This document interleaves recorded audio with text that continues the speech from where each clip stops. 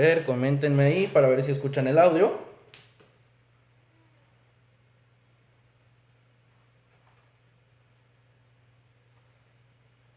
Vamos a ver.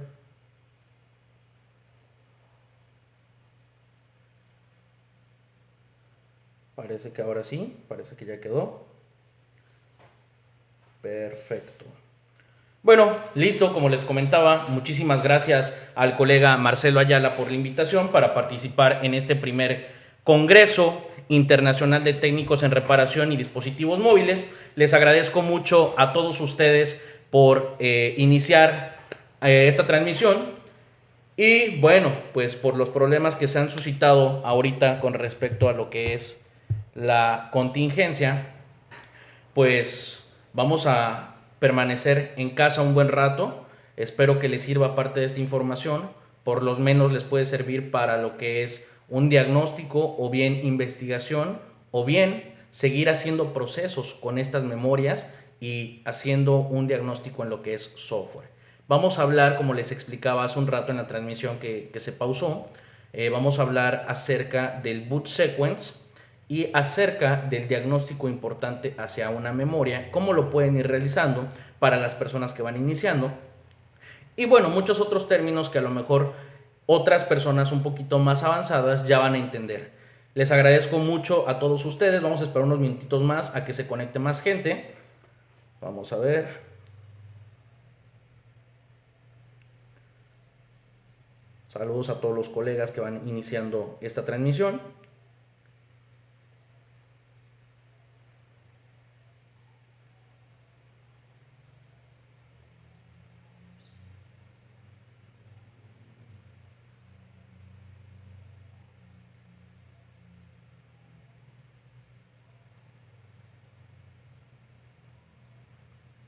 Perfecto.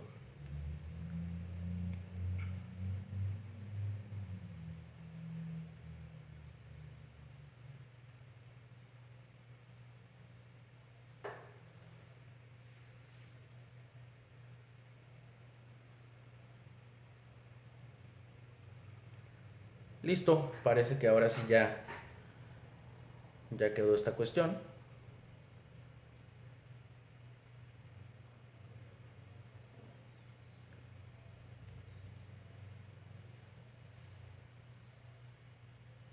Saludos a todos los colegas de Argentina.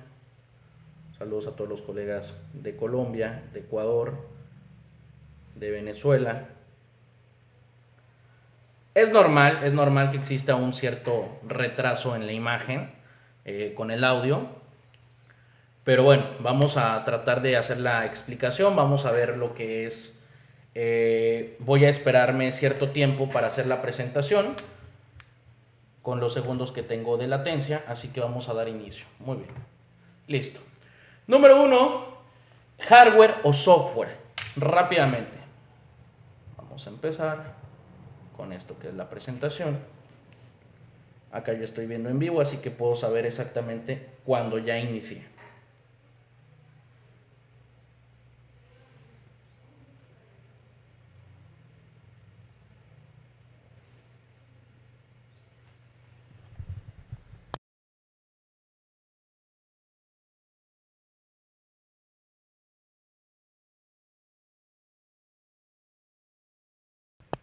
Bueno, rápidamente vamos a hablar algo acerca que se llama boot sequence en Android.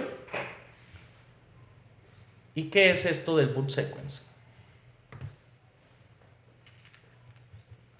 Listo. El boot sequence Android es muy importante conocer esta secuencia de encendido en sistemas operativos Android, ya que será fundamental para diagnosticar y solucionar algunos problemas de software en distintos equipos.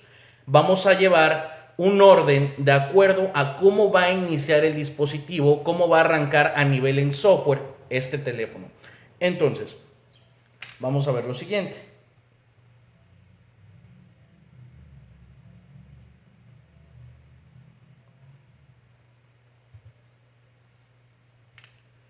Vamos a conocer el boot a fondo, vamos a conocer la secuencia del booteo y vamos a conocer también una falla en boot mostrada desde administrador de dispositivos. Ojo aquí. Las particiones de un firmware fundamentales para inicializar un dispositivo. Número 1. La estructura de un firmware. Ahora, como podemos ver aquí en pantalla, tenemos una gráfica y algunas particiones fundamentales para el correcto funcionamiento del dispositivo. Tenemos número 1, la partición del bootloader, número 2, la partición del kernel, número 3, el recovery, número 4, el system, número 5, el user data y por último el caché. Ahorita solamente me interesa hablar de un par de estas particiones que van a ser las siguientes. Muy bien. El bootloader. ¿Qué es el bootloader? Como todo mundo lo conocemos, es el gestor de arranque de un dispositivo. Es decir, en pocas palabras y en formas fáciles, yo siempre les explico que viene siendo como la marcha de un carro, es el encendido cuando giramos la llave, y sin esta partición, el dispositivo no va a arrancar. Posteriormente, tenemos una partición que se llama kernel del sistema operativo. ¿Qué es el kernel del sistema operativo? El kernel es el núcleo del sistema operativo, es decir, son las capas justo después que se ejecuta el bootloader, se ejecuta el kernel que viene encargado de Linux junto con el bootloader, y el kernel en pocas palabras tiene relación con el hardware del dispositivo. ¿Qué viene siendo? Acuérdense que cualquier teléfono necesita en cualquier periférico lo que es un touch, un display, etc. Para que ese display o ese touch, un ejemplo, funcione, lo que necesitaría sería un kernel o un controlador que funcione con su hardware en contexto. ¿Como cuál? Como ejemplo, los famosos J730, J7 Pro, etcétera. Todos esos dispositivos que ahorita estuvieron fallando con la actualización de Android, que cambiaban el touch, cambiaban el display y posteriormente dejaba de funcionar el touch. O bien en teléfonos que cargan software y después de que cargan software, el teléfono les queda en pantalla blanca. O bien en dispositivos que después de cargar software no funciona la cámara, se logran ver como líneas verdes, o el touch queda al revés, o la imagen queda al revés, queda inversa. Sería una falla diagnosticada hacia la partición del kernel del dispositivo. Tiene relación con el kernel. Ahora, para solucionar esta falla, solamente bastaría utilizar la partición del kernel de un firmware que sea universal o bien una versión anterior, y esos drivers o controladores internos de la partición puedan funcionar en contexto con el hardware que estamos utilizando o con el periférico nuevo que estamos usando. Eso es el kernel. En pocas palabras, son los drivers del dispositivo que van a tener relación con el hardware del teléfono. Posteriormente tenemos la partición del recovery. El recovery, como todo mundo sabemos, es un gestor de arranque alternativo al bootloader, el cual nos va a mostrar una parte, una consola de tareas avanzadas para poder realizar ciertas operaciones. Por ejemplo, hacer un wipe data, borrar datos de fábrica, borrar la memoria caché, actualizar o ingresar alguna ROM distinta al dispositivo, así como un custom recovery, que es un recovery diferente al que viene de fábrica, nos va a permitir opciones más avanzadas como ¿qué? Como realizar un backup de ciertas particiones, como reinstalar ese backup, etc. Posteriormente tenemos la partición del system. ¿Qué es el system? El system es exactamente la partición donde se alojan todos los datos del sistema, todas las aplicaciones y todos los menús como la cámara, el menú que nos aparece para configuración, el menú que nos aparece para hacer llamadas, el menú que nos aparece para mensajes, etc. Ahí se encuentran todas las aplicaciones que vienen instaladas por defecto de fábrica. Es decir, en contexto es el software del dispositivo, el sistema operativo del dispositivo.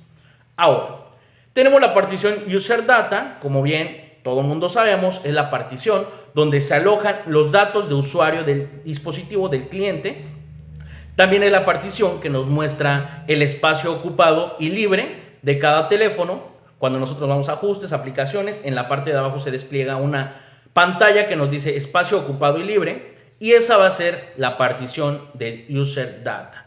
Posteriormente tenemos otra partición que se llama caché. ¿Qué es el caché? ¿O qué es la memoria caché? Bueno, la memoria caché es una memoria alternativa externa que utiliza o guarda ciertos procesos del equipo, como los datos de navegación, las últimas búsquedas, etc. En pocas palabras, es una memoria auxiliar que guarda o almacena datos relacionados a la navegación. En pocas palabras, sería pues cosas basura que no ocupamos en el teléfono, en este caso. Y hasta ahí que ya vamos conociendo parte de cómo funciona el sistema operativo en un celular desde que arranca. Vamos a ver qué más tiene. Ahora sí, ¿cómo realmente funciona el bootloader? Si nosotros pulsamos el botón de encendido, el bootloader va a entender que quieres cargar el sistema operativo del celular, le va a indicar eso al procesador, posteriormente a la memoria, y va a entender que queremos iniciar el dispositivo. Por eso elige el gestor de arranque, elige lo que es el kernel para que arranque el sistema operativo. Si por el contrario pulsamos la combinación de teclas para entrar en el modo recovery, el bootloader va a elegir la parte que deseamos cargar, en este caso la memoria, que es el recovery. Así como en el modo download, de esa misma manera funciona. En concreto, es el programa que almacena el arranque para que se inicialice el hardware de un equipo. ¿De acuerdo? Ahora, este bootloader a fondo, una vez que el gestor de arranque ha terminado de inicializar el hardware, carga el kernel de Android, así como la partición del init desde la partición boot a la RAM, y salta el kernel de Android. Ojo, bootloader, kernel, hace una verificación y va a iniciar el proceso de init hacia la RAM.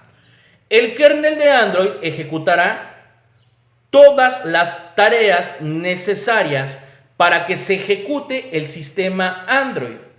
Una vez que todas las tareas importantes se ejecutaron con éxito, se montará el system en la raíz y se iniciará el primer proceso de acceso a la partición de usuario. ¿A qué voy con todo esto? El kernel que hace la verificación va a ejecutar las tareas necesarias para que se ejecute el sistema operativo Android, que es lo que les mencionaba hace un momento. Y bien, posteriormente inicia el init. El init es el proceso inicial para todos los demás procesos de la partición de usuario. Init.rc especificará la acción a tomar mientras se inicializan los componentes del espacio de usuario del sistema operativo, como iniciar servicios como Android Debug Branch. ¿Qué es Android Debug Branch? El famoso ADB. Para nosotros poder tener acceso a lo que es el sistema como tal, el system y el ADB, necesitamos ejecutar el bootloader, y posteriormente el bootloader le va a mandar la indicación al kernel, hace un proceso de verificación, y de ahí ya vamos a tener acceso a lo que es la partición del system. Posteriormente vendrá a ejecutarse e iniciará el Zygote, que es el servidor del sistema de componentes Java de un sistema operativo Android. Se iniciará otro administrador de servicios de Android que se llama Framework, como funciona en el caso de Windows, como es el administrador de telefonía para que el dispositivo se registre en la red. Ojo, lleva un proceso de encendido. Número 1, lleva una secuencia. Lo principal es una secuencia. ¿Cuál va a ser la secuencia? Número 1, bootloader. El bootloader va a ejecutar el kernel. El kernel internamente tiene muchos procesos que realiza posterior, que es una serie de verificación que encuentra todos estos frameworks, todos estos controladores, que está funcionando el hardware y funciona de esta manera. Inicializa el dispositivo en la partición del system y posteriormente nos habilita lo que es la red o la señal de cada teléfono. ¿De acuerdo? Muy bien. Hay teléfonos que pueden tener un error en el kernel, como los que les mencionaba. En este caso, también pudiera ser una falla de verificación. Los que han visto el error de DM verificación failed en equipos Samsung, nos referimos a una falla relacionada hacia la partición del kernel, ya que está fallando la verificación. ¿De acuerdo? Esto es con respecto al análisis de encendido o la secuencia de boteo que debe de tener cualquier dispositivo. Espero que esto les sea de mucha ayuda, que les sirva para poder investigar acerca de las particiones de un firmware, que no solamente se queden con que, me llegó un teléfono en el logo, voy a cargarle software. Todo mundo, teléfono que vemos en el logo, ¿qué decimos? Es software, vamos a cargar software. No todo lo que se queda en el logo también es software. Ahora, muchas fallas relacionadas a software tienen que ver con ciertas particiones en específico. No va a ser generalizado, ya que si nosotros sabemos o conocemos estas particiones en especial, vamos a poder crear y vamos a poder modificar, vamos a poder dar solución a distintas fallas que se vayan presentando en cualquier dispositivo. No vengo a hablar exclusivamente de una marca. Puede ser un Samsung, puede ser un ZTE, puede ser un Alcatel, puede ser un Motorola. De hecho, me han tocado ya Motorola con falla en el kernel, que no funciona el touch. Cambian el display por un genérico y no funciona el touch. Y todo el mundo vamos a la tienda de reemplazos y le decimos, oye, es que no sirve el touch, cámbiamelo. Le ponemos o podemos montar 10 touch diferentes, 10 displays diferentes y va a seguir sin funcionar el touch. ¿Qué decimos? Lo regresamos y pues ya es la tarjeta lógica, ¿no? Lo que normalmente o comúnmente todos decimos, es la tarjeta lógica. No, ahí estamos mal. Antes hay que hacer este diagnóstico y verificar que el kernel esté funcionando o bien que el dispositivo no haya sufrido de alguna actualización por el usuario vía OTA. Es decir, una actualización que haya realizado el usuario final, mediante Wi-Fi. Sabemos que nos llegan actualizaciones, le vamos a actualizar al dispositivo. ¿Y qué pasa? Carga el sistema operativo más nuevo, por lo tanto modifica o sustituye lo que es el kernel del dispositivo y ya no son compatibles esos controladores con ese touch o con ese display. Por lo tanto, lo que podemos hacer es regresar a la versión original que traía o buscar un kernel universal para esa versión de firmware y en este caso estaríamos dando solución a esas distintas fallas. Esto con respecto a cómo funciona la sección de boteo en un dispositivo. Es una partición súper fundamental que normalmente nosotros no la vemos dentro de un firmware, ya que se ejecuta dentro de la partición bootloader, ¿de acuerdo? El kernel es fundamental. Muy bien. Perfecto. Exactamente, por aquí vamos a leer rápidamente algunos comentarios. Dice Ángel Sotomayor, esos MTK al principio todos me quedaban invertidos. Es correcto. Cargamos un software, no sabemos cuál es. ¿Y qué pasa? El teléfono nos queda o con imagen blanca, o bien no nos da touch, nos queda el touch invertido, el display invertido, etc. Solución: cargar un kernel. ¿El kernel en qué parte se encuentra? En el bootloader. ¿De acuerdo? Si nosotros tenemos acceso a esta partición, bien, vamos a poder tener acceso a todo esto. Muy bien, vamos a ver.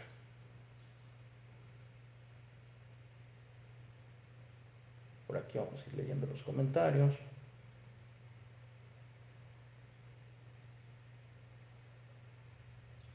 Perfecto. Por aquí me comentaban, ¿cómo se instala solamente esta partición? Bueno, en el caso de Samsung logramos encontrar kernel llamados unikernel y bastaría solamente para solucionar una falla de DM verificación failed, una falla de DRK, con escribir esta partición y se solucionaría sin ningún problema el problema de DRK, que también tiene relación a lo que es esto. Ok, dice, o sea que si el touch no funciona, puede ser por una actualización del equipo actual. Es correcto, Juan. Juan nos pregunta, o sea, que si el touch no funciona, puede ser por una actualización del equipo actual y solo hay que cargarle el software anterior. Es correcto. Puedes cargar todo el firmware anterior, puedes hacer un downgrade, o bien lo que puedes hacer es extraer el boot de ese firmware anterior o de ese firmware que es compatible e instalar solamente esta partición y con eso se solucionaría el problema.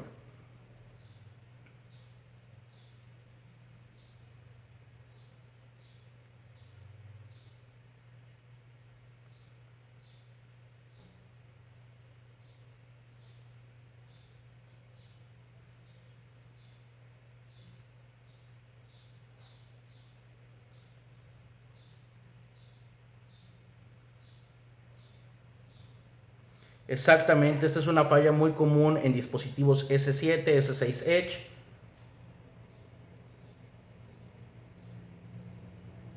Van a empezar a llegar muchos dispositivos con estas fallas, de hecho llegan normalmente acá al negocio. Bueno, posteriormente vamos a aprender a identificar un error común que nos pasa a muchos de los técnicos. ¿Por qué nos pasa? Número uno, por un downgrade, ¿de acuerdo? Un downgrade es degradar, no sabemos la versión del bootloader que traía ese dispositivo y lo que va a pasar es que nos va a quedar en este error. Qualcomm 9008. ¿A quién de ustedes no les ha pasado esto?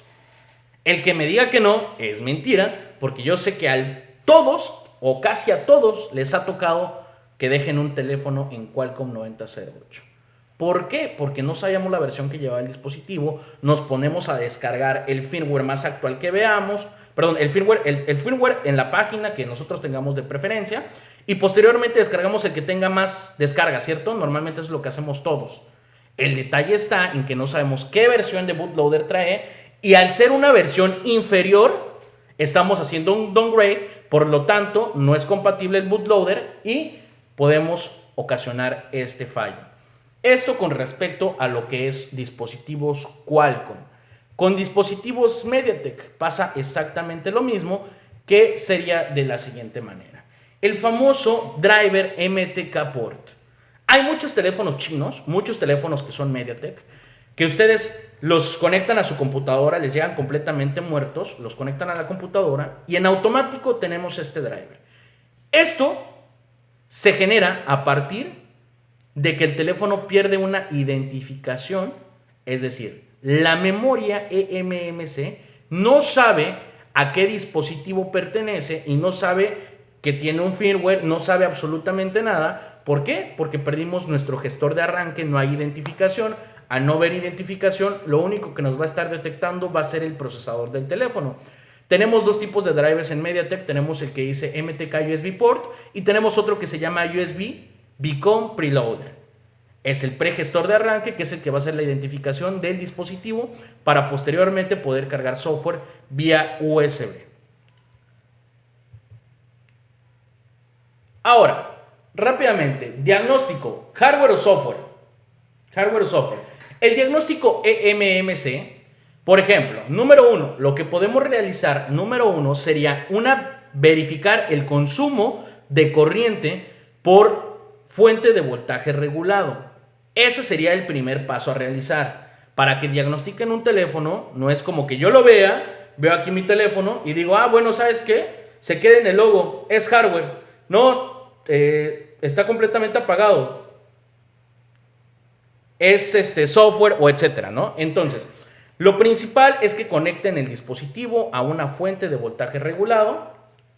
Van a configurarla entre 3.7, 4.2, 4.3 volts y de ahí vamos a presionar el botón de power solamente por un segundo. Ahí empezamos el primer diagnóstico, verificamos que el botón esté funcionando, presionamos el botón de encendido por más de 3 segundos, el teléfono va a empezar a inicializar y ahí vemos el consumo que nos va a estar generando este dispositivo. Ya voy a explicarles la tabla de consumos que yo tengo. Número 2. Verificar los voltajes principales para el funcionamiento de una memoria eMMC. En las líneas relacionadas al BCC y al BCCQ, la BCC va a tener un voltaje de 2.8 a 3.3 volts y en el caso de BCCQ 1.8 volts. Entonces es muy importante que verifiquen estos dos voltajes que se encuentren presentes. ¿Cómo van a hacer ese diagnóstico? Van a conectar su tarjeta a cable USB y van a alimentar el dispositivo o a un cargador y vamos a poner nuestro multímetro en escala de voltaje corriente directa y vamos a poner una sonda, la sonda negra a cualquier tierra y la sonda roja a un capacitor que esté alrededor de la memoria eMMC. Tenemos que tener ahí estos voltajes, estos dos voltajes que son necesarios para el funcionamiento de una memoria. Y posteriormente el número 3, revisar la línea de clock que mantenga su voltaje y frecuencia adecuada en el osciloscopio. Esto solamente sería en el osciloscopio, ¿de acuerdo? Muy bien. Aquí les muestro para los que no saben, los que se están introduciendo a este mundo de MMC, la comunicación rápida entre los principales circuitos que existen en relación a la memoria eMMC. ¿Cuáles son estos? Número 1, CPU, que acá lo estamos viendo, es el procesador. Número 2, la memoria eMMC. Número 3, el PMU. ¿Cómo empieza a funcionar? Cuando nosotros insertamos la batería al dispositivo y le damos encendido, el PMU le va a indicar ¿a qué? Al procesador que queremos encender el teléfono, y el procesador va a enviar una serie de datos y comandos hacia la memoria eMMC. Esta recibe la respuesta y posteriormente internamente en el bloque de lo que es la NAND Storage va a ejecutar el firmware del dispositivo. Vamos a verlo. Tenemos el CPU, las líneas de datos, tenemos 8 líneas de datos, 8 líneas, es del 0 al 7. En este caso, normalmente el DAT0 es un ¿qué? Es un test point. Y también tenemos lo que es la línea de reloj, la línea de clock. Vamos a ver, ahí se ve mucho mejor. La línea de clock maneja una resistencia aproximada de entre 30 ohms, 27 a 30 ohms. También estos son tips para que ustedes puedan verificar o puedan sacar sus ISP pinouts únicamente con el multímetro. Solamente con el multímetro midiendo pueden ir viendo las resistencias que están alrededor de la memoria y verifiquen cuánto va a medir cada una. Ahí pueden tener referencia de lo que es el clock, que es una línea bidireccional que sale la línea directamente del CPU, controla la memoria y posteriormente el CPU tiene otra línea llamada CMD, que es una línea bidireccional. La de clock es unidireccional, solamente transmite en un solo lado, y la resistencia es de 10 kilo ohms. Tenemos ahí los dos voltajes mostrados, los dos voltajes que es VCCQ y VCC. Vamos a verlo. Y posteriormente estos van a condensadores que también están sobre las líneas del PMU, que es el administrador de voltaje.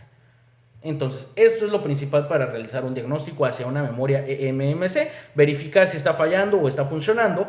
La resistencia de clock, su valor ronda entre 30 ohms, la resistencia de CMD ronda entre los 10 kilo ohms, y la línea de datos o DAT0 casi siempre, en su mayoría, va a ser un test point.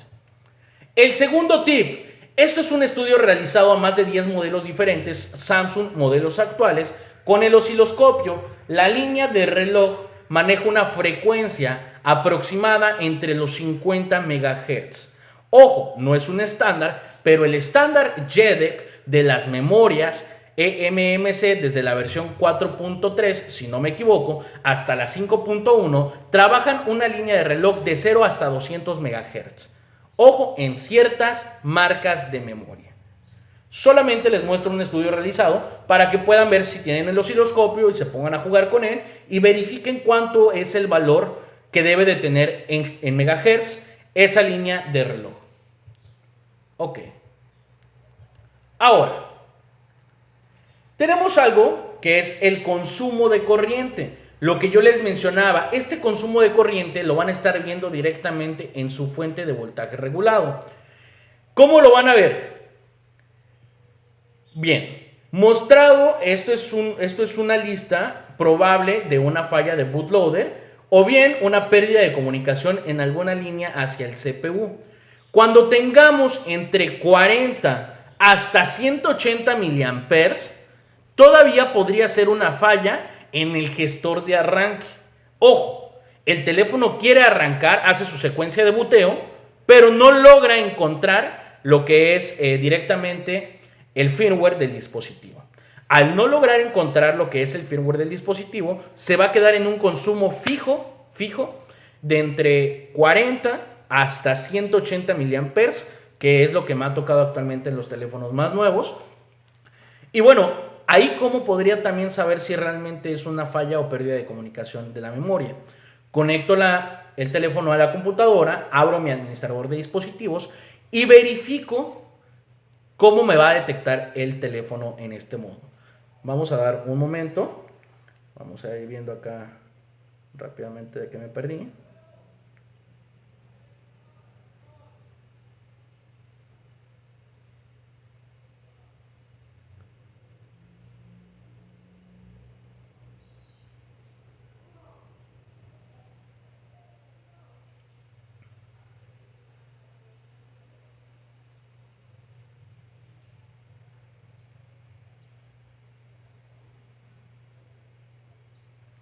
Exactamente, acá ya también me muestran un error de una 20, binario 5, dice, dejó de funcionar el touch y eso pasó después de una actualización. Muy bien, ahí tienes un error en la partición del kernel, se puede solucionar escribiendo un bootloader o el archivo boot.img que contiene el kernel de una versión inferior al que tienes.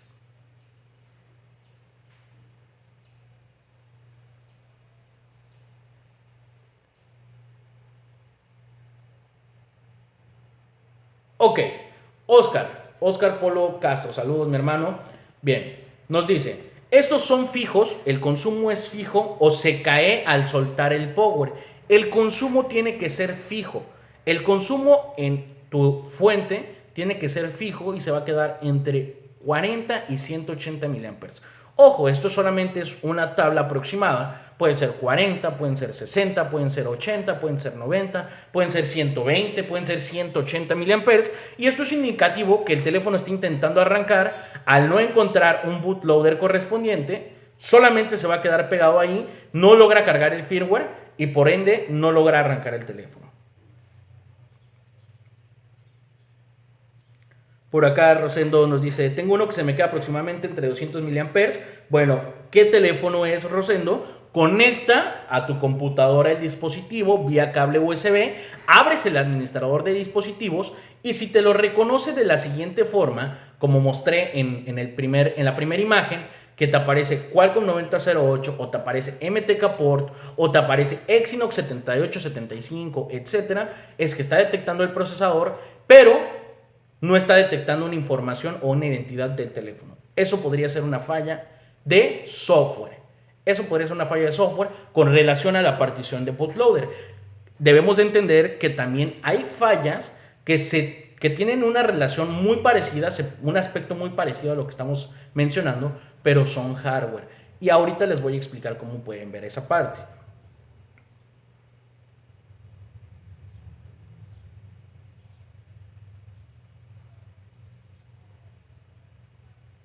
Exactamente. La computadora te lo tendría que detectar como el procesador Polo. El detalle está en, como menciono, la falla de hardware que también tiene relación a esto, también te lo puede detectar como la computadora. Es decir, cuando nosotros vemos en la computadora que nos lo detecta como Qualcomm 9008 o como MediaTek, tenemos un 50% de seguridad, o que es bootloader, o que es un pad que está fisurado por debajo de la memoria, o que hay una línea con fisura entre el procesador y la memoria. Puede ser cualquiera de estas cosas. Pero ya tenemos una relación a dónde es lo que vamos a checar. Primero vamos a medir nuestros voltajes, posteriormente vamos a medir nuestros valores. ¿Nuestros valores de qué? De nuestra resistencia. En este caso tenemos la resistencia del clock y tenemos la resistencia del CMD. Tenemos que tener 27 a 30 ohms en esa resistencia y en la otra tenemos que tener 10 kilo ohms. Si no hay un valor aproximado y te aparecen como mega ohms o como ohms, etcétera, quiere decir que ya varió su valor internamente y esa resistencia está dañada. Por lo tanto, el teléfono no va a arrancar y te lo va a detectar solamente como el procesador, dando indicativo en que nosotros vamos a creer que realmente es software cuando no es software, es una falla de hardware.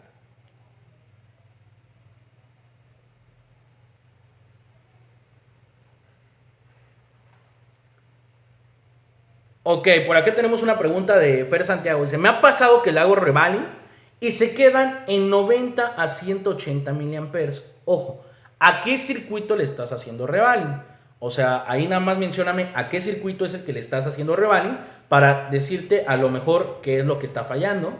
Bien, también tenemos que tener en cuenta que a veces cuando la memoria la bajamos en la placa, en la PCB, y si alguna esfera, alguna bolita por debajo de estaño no quedó haciendo buen contacto o el revaling no quedó realizado correctamente, va a haber pérdida de comunicación.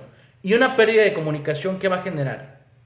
Una falla de que no va a encender. Pero el teléfono siempre lo va a detectar la computadora como el procesador. En este caso, sería solamente tratar de que baje bien la memoria o aplicar un poco más de calor y quizá mover un poco la memoria con las tweezer y que se regrese para verificar que realmente quedó bien soldada. Vamos a ver.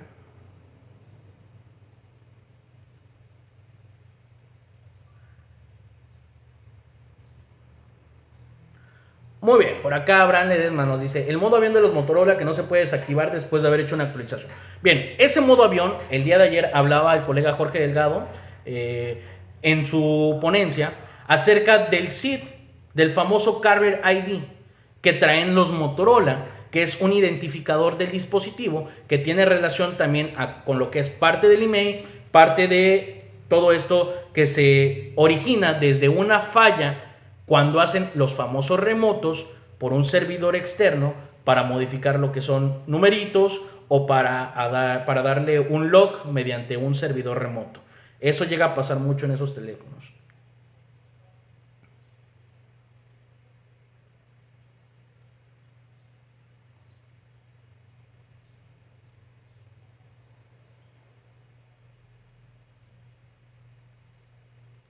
Ok, César Montes nos pregunta, pero si lo toma en 9008, ¿es ley que sea solo el firmware? No, no es ley, es lo que les estoy explicando. No es ley porque bien, o puede ser software o puede ser hardware en cuestión y relación a la memoria. Hasta ahí voy bien.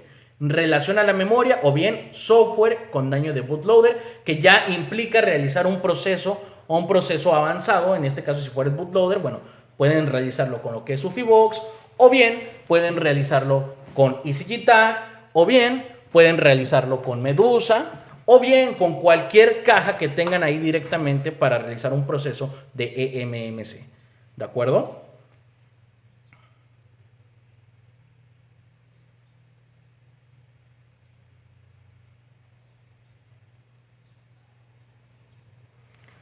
Rosendo dice, todos los equipos deben ser detectados como regla o algunos vienen bloqueados de fábrica para que no sean detectados. Todos sin la memoria o con una pérdida de comunicación hacia la memoria, te tendría que detectar forzosamente lo que es el procesador del dispositivo, la computadora. Ojo, tú vas a escuchar el sonidito cuando conectas el dispositivo cable USB, se escucha que lo detectó, ahí ya está detectando el procesador.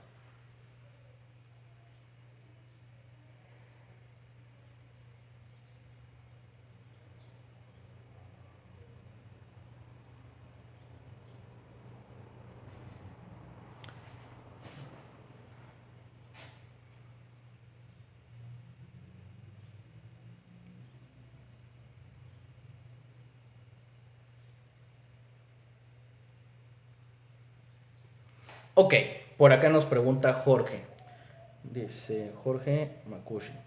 Hola, los G532 que se mueren después de flashear los he intentado revivir con Riff y después de eso siguen quedando en driver M10, MTK y no entran en download. Correcto. Hay que conocer y aprender a identificar que existen dos tipos de G532. Puede ser el mismo modelo comercial, pero finalmente puede haber uno de 8 GB y uno de 16. Así que los archivos son diferentes a cada uno. En este caso, al ser un dispositivo MediaTek, va a tener una partición llamada preloader que no es compatible la de uno con el otro. Eso es lo que tenemos que verificar. Conocer lo de las particiones, conocer cómo funciona el prearranque del dispositivo para poder dar una solución en base a software. Vamos a continuar leyendo.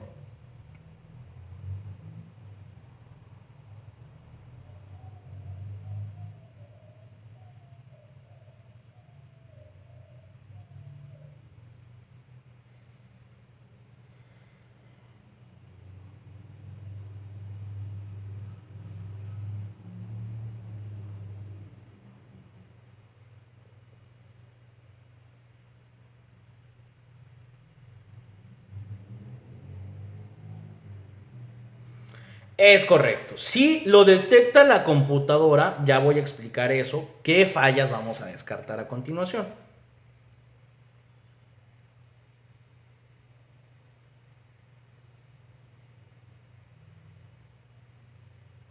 Muchos debemos de entender lo siguiente. Tenemos distintos tipos de memorias, tenemos memorias eMMC y otro tipo de memoria que se llama MSP.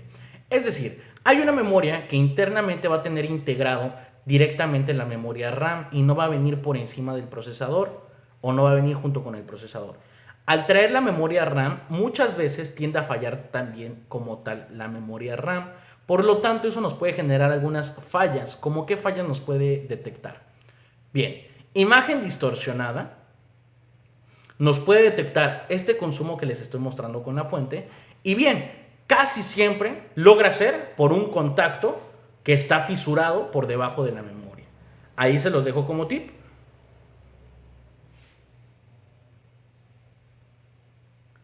Me preguntan, disculpa mi ignorancia, yo tengo la ECG Tag y siempre pensé que era solo para Samsung. Dice, ¿es multimarca o hay que comprar licencias adicionales? Bueno, en el caso de ECG Tag no hay que comprar licencias adicionales, solamente es multimarca para eMMC, la ECG Tag como tal. Sí puedes activar ahí módulos como de Z3X normal, que es módulo Samsung Tool Pro, y módulo Samsung LG. Pero en el caso de ECG Tag, en el caso de Medusa, en el caso de UFI, en el caso de estas box, son multimarca para trabajar todas las memorias eMMC, ¿de acuerdo? No es que solamente te va a servir para una sola marca.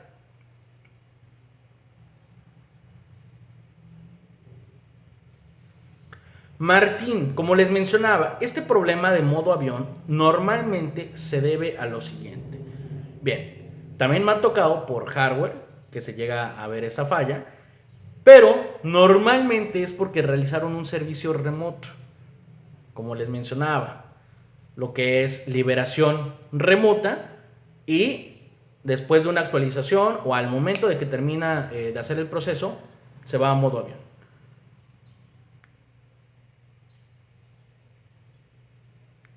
Muy bien, también debemos de recordar que existen distintos fallos en las memorias, como es lo siguiente.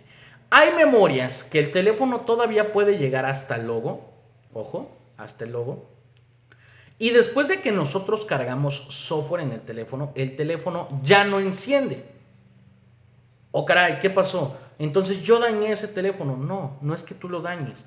Es que puede ser que la memoria se encuentre en un modo llamado read only. El read only significa solo lectura. La computadora, la caja y el teléfono todavía va a leer información que tenga internamente, que es parte del software, hasta donde llega el logo. Y posteriormente, cuando nosotros escribimos un software nuevo, se sobrescribe esta partición, por lo tanto, ya no escribe. Como primero es un borrado y después sobrescribe, ya no escribe, ya no logra escribir nada. El teléfono o va a seguir igual en el logo, o bien el teléfono ya no va a encender en el caso de los MediaTek. Porque la box, si tú lees el log de operaciones, te aparece que lo primero que está realizando es un proceso de borrado previo a la memoria y posteriormente está intentando escribir la partición. Entonces también podemos de ahí diagnosticar que es un fallo en la memoria, que no está permitiendo borrar nada, o bien comúnmente los famosos Huawei que aparecen en el modo encriptación, que solamente te aparece el botón de reseteo. Eso es un daño en la memoria. ¿Cómo lo pueden solucionar? Como el día de ayer lo mencionó el colega. Bueno, ¿cómo se pueden dar cuenta? Como el día de ayer lo mencionó el colega Jorge. En ECG Tag se van a ir a la opción que tiene Smart Report. En el caso de UFI también tenemos esa opción. Se las muestro rápidamente para no salirnos de acá del tema. Denme un segundo. En UFI también tenemos esa opción. Ya va a ser de cada uno de ustedes con cuál box se van a acomodar más para trabajar. Déjenme ver.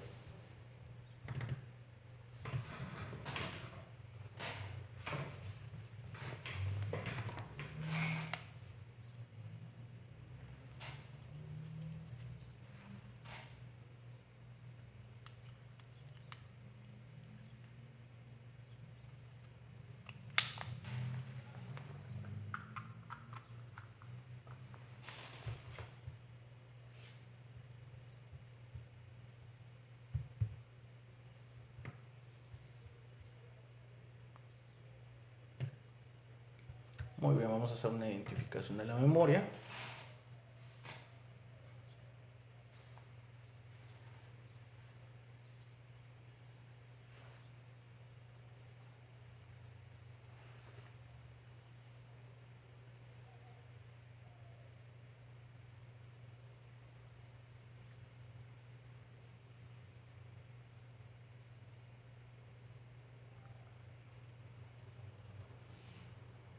Listo, ahí ya detectó la memoria, en este caso es de un ZT Blade B0840.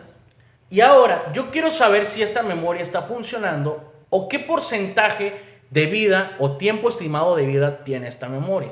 También tenemos aquí la opción que dice Health más Smart Report.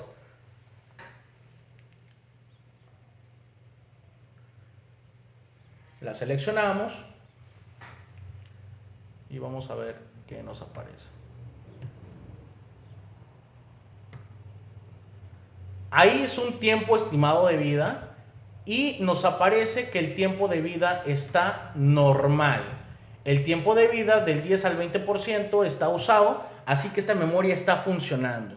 Si les aparece como is very bad, quiere decir que la memoria ya no está en uso, ya aumentó todos los ciclos de vida que tenía, por lo tanto ahí requieren hacer un cambio de memoria, ¿de acuerdo? Muy bien.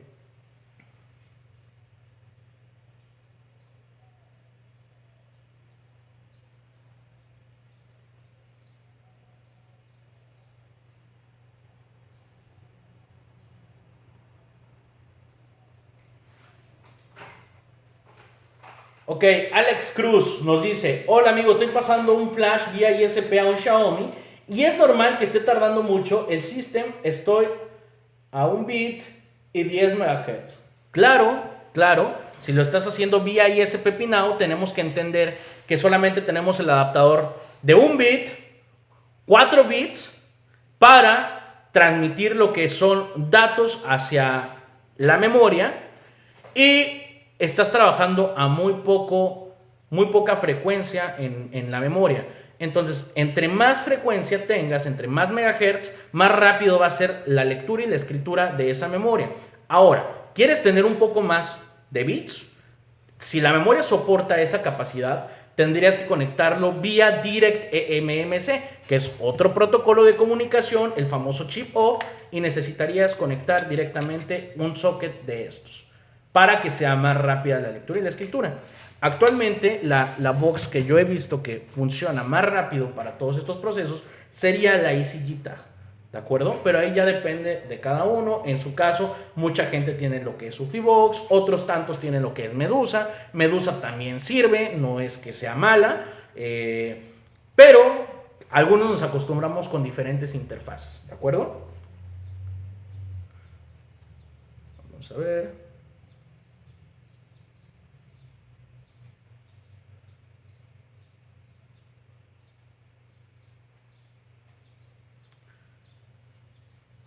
Ok, Mimens Tasmania.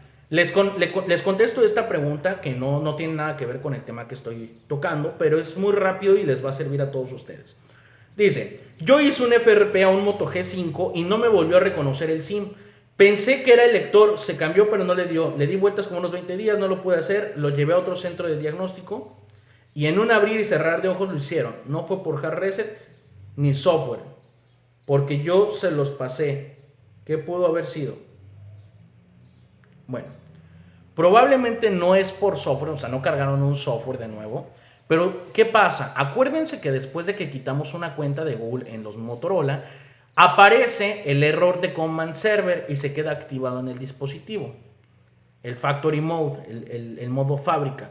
Entonces, para que se deshabilite, tenemos que pasar una serie de comandos fastboot para solucionar ese problema, y es así, en cuestión de segundos. El que quiera estos comandos me los puede pedir directamente por inbox y con mucho gusto se los hago llegar. Muchos de ustedes también ya lo hacen, ya saben, pero para la gente que no sepa, con todo gusto se los aporto. Entonces, vamos a continuar. Listo, vamos a quitar ya de aquí esto y vamos a continuar con la presentación.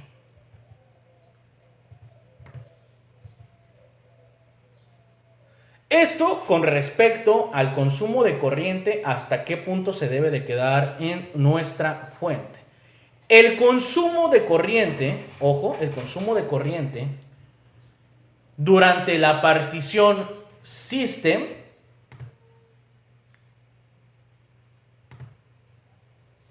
un segundo. El consumo de corriente durante la partición System es de 250 miliamperes hasta los 450 miliamperes.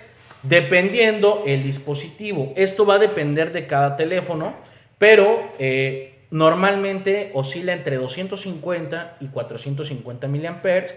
A partir de ahí está ejecutando lo que es el system y posteriormente pues ya va a cargar todas las aplicaciones, etcétera. Hay un pico de consumo, inicia el teléfono.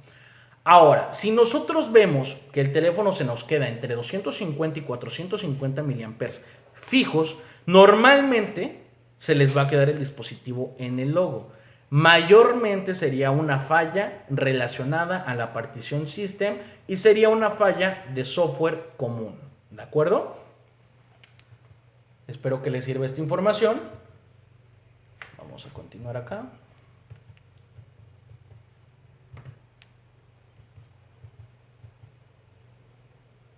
Bueno, la pregunta es, quitaste una memoria y no sabes si comprometiste al retirarla el CPU. ¿Cómo puedes saber si lo comprometiste o no? Acá tengo una placa que ya quitamos la memoria no sé cuántas veces. De hecho, la estuvimos haciendo en curso. Es demasiadas veces, demasiada temperatura la que ya metimos. El teléfono todavía está funcional. Obviamente no tiene memoria. Este es un G532. Y lo podemos conectar a la computadora. Podemos abrir el administrador de dispositivos. Y si lo reconoce el administrador de dispositivos, es indicativo que no se ha visto afectado todavía el procesador y el PMU está cumpliendo la función de alimentar al mismo procesador. Ahí estamos sacando otro diagnóstico. Vamos a verificarlo. Voy a conectarlo. Un segundo.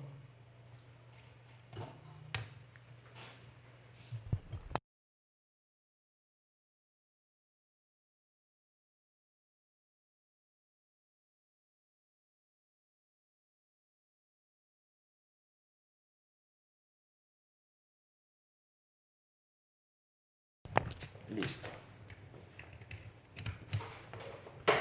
Vamos a conectarlo.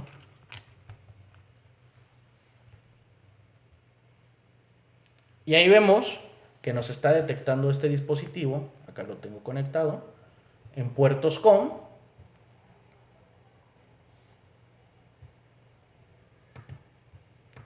Tenemos nuestro driver llamado MTK, USB port, indicativo que el teléfono todavía está vivo, es decir, el procesador aún está funcionando. No se comprometió cuando quitamos la memoria, ni todas las veces que lo hemos hecho. Aquí ya lo voy a desconectar. Aquí está otro diagnóstico más realizado hacia esta placa. Acá.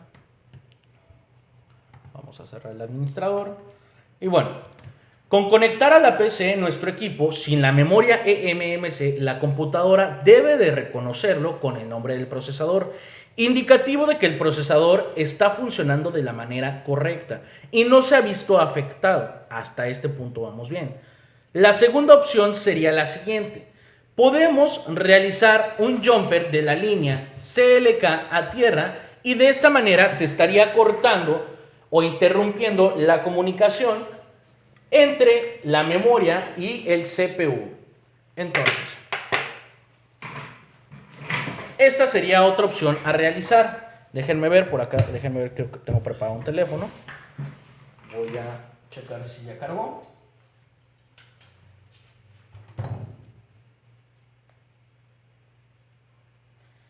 Miren, los voy a mostrar acá en pantalla para que puedan ver. Acá tenemos este teléfono, este es un A20 si no me equivoco. Vamos a darle encendido.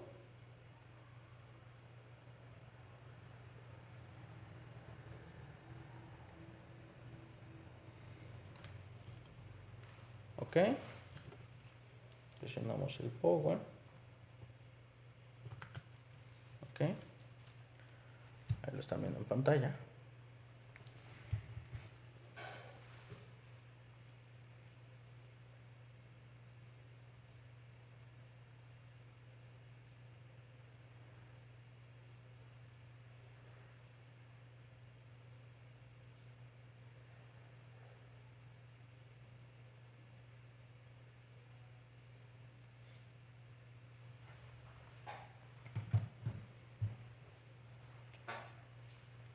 Listo, acá tenemos nuestro teléfono encendido, funcionando, como pueden verlo. Ahora, ¿cómo puedo verificar en un teléfono, solamente este para que vean que sí encendía, ¿Cómo puedo verificar si en este teléfono el procesador estuviera funcionando? Me llegó apagado, esto es para realizar un diagnóstico rápido. Vengo acá, lo vamos a apagar. Déjenme lo desconecto, listo. Ok, vamos a desconectar todo.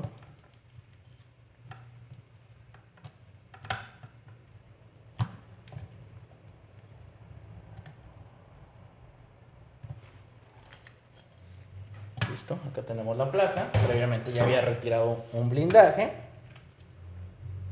como lo están viendo aquí.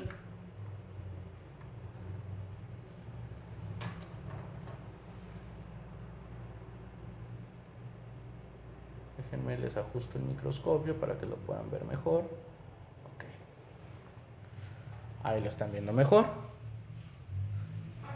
Entonces es muy fácil. Aquí tenemos la resistencia. Yo ya sé que en este teléfono la resistencia que tiene es referente a clock, la que tenemos aquí en este lado, la que podemos ver ahí en pantalla.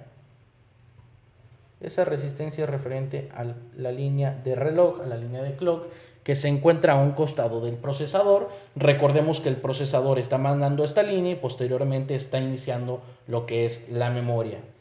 Ahora, puedo soldar un jumper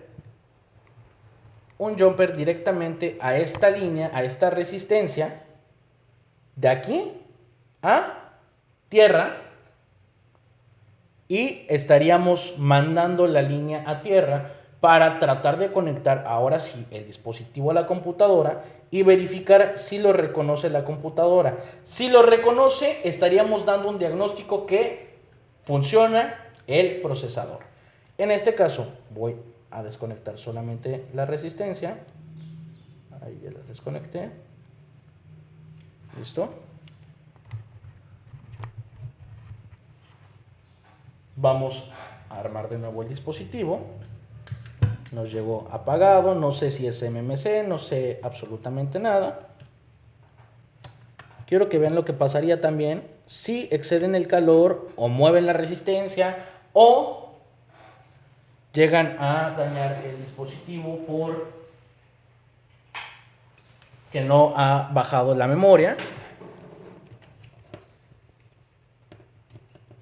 Vamos a conectarlo ahora a la computadora.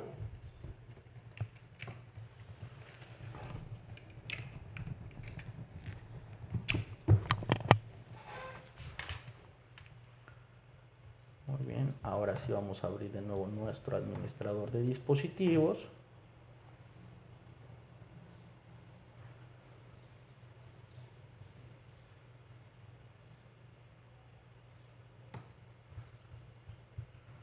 Lo voy a pasar acá para que puedan verlo. Acá tenemos el teléfono. Tengo aquí y lo conecto al cable USB.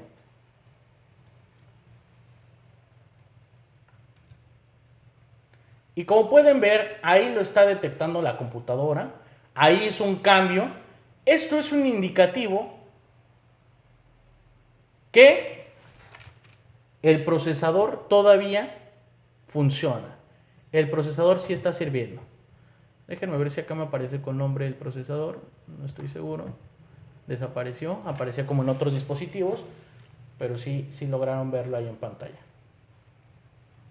De hecho está haciendo ahí el cambio.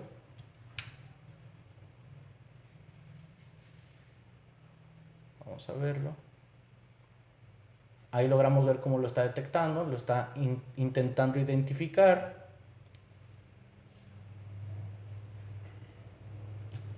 Desconecto. Vuelvo a conectar. Ojo, ahí voy a esperar a que termine. Ya desconecté. Voy a volver a conectarlo. Y de esta manera estoy identificando que el procesador todavía está funcionando.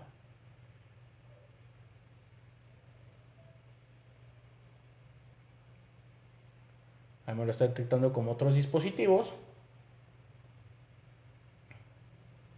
Pero es muy rápido el proceso que está realizando. Exynos 7885, ya lo vieron. Exynos 7885, ahí logró aparecer.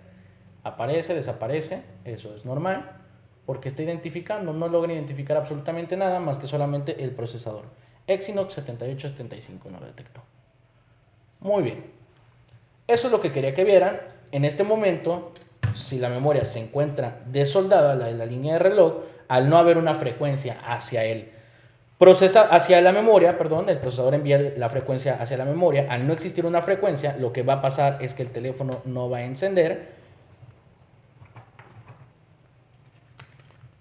Acá estoy presionando el power. El teléfono no enciende, no hace absolutamente nada. Y nosotros creeríamos, ojo, vamos a creer que entonces es un problema de bootloader. Vamos a venir, vamos a bajar la memoria y vamos a intentar programarla. Posteriormente la vamos a montar en el dispositivo y lo único que vamos a ocasionar con esto es meter calor innecesario. Vamos a meter calor innecesario a lo que es la memoria y el procesador que está a un costado. Entonces, mi opinión, mi sugerencia sería que primero realicen el diagnóstico, verifiquen que realmente están seguros qué es y posteriormente ya intenten hacer el proceso de memoria o de ISP pinout en su caso, si es por cuestión de software, si es el bootloader o bien si es cuestión de la línea de reloj o problema de alguna fisura por debajo de la memoria. Eso es lo primero que tendrían que diagnosticar. Ahora, también en teléfonos que traigan la memoria montada, lo único que podemos hacer es mantener un poco de presión sobre el circuito, verificamos el consumo de nuestra fuente. Si el teléfono veo que ahí logra encender bien y suelto y otra vez el teléfono no enciende, sería una falla de pérdida de comunicación y solamente bastaría con bajar la memoria, hacer revaling, hacer su limpieza y montarla de nuevo. Eso sería la solución total. Y bueno, entonces esto con respecto a lo que fue el diagnóstico. Espero que les haya agradado esta solución, esta ponencia. Espero que también les sea de mucha utilidad a todos ustedes. Y bien, vamos a pasar acá. Eso sería para que lo detectara con lo que es el protocolo de comunicación USB. Eso sería. Pongo esto acá. Muy bien. Bueno. Entonces, muchachos, leo lo que son algunas preguntas. Ya estamos a punto de finalizar. Saludos, Luis Gabriel. Saludos, mi buen amigo. Correcto, Uriel Muñoz dice: a mí me pasó lo mismo que mencionas en un LG X220. Le hice revaling a la memoria eMMC y lo seguía reconociendo como MTK. Así que le hice revaling al procesador y quedó funcionando. Ojo, lo conecté a la PC sin memoria y lo detectaba bien. ¿Ok?